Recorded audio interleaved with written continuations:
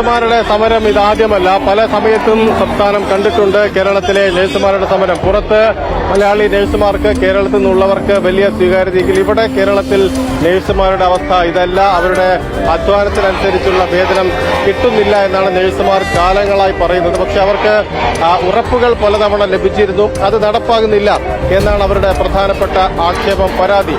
അതിലാണിപ്പോൾ പ്രത്യക്ഷ സമരത്തിലേക്ക് UNA പോയിരിക്കുന്നതും നാളുകളായുള്ള അവരുടെ ആവശ്യം അംഗീകരിക്കാത്തതിലുള്ള പ്രതിഷേധമാണ്. പരിമിതമായ സൗകര്യങ്ങൾ, കൂടി വരുന്ന ജോലിഭാരം, അതിന് കുറഞ്ഞ ശമ്പളം, ആരോഗ്യ മേഖലയുടെ കരുതലായി മഹാമാരിക്കാലത്ത് നിശബ്ദ പോരാളികളായി നമ്മെ ചേർത്തു പിടിച്ചവരുടെ അവസ്ഥ ഇന്നെന്താണെന്നറിയാമോ? നഴ്സിംഗ് സേവനങ്ങൾ മെച്ചപ്പെടുത്തേണ്ടതും അവകാശങ്ങൾ ഉറപ്പുവരുത്തേണ്ടതും ആരാണ്? അത് നമ്മുടെ സിസ്റ്റമാണ്. സിസ്റ്റം കടമ മറക്കുമ്പോൾ സമരം അനിവാര്യമാകുന്നു.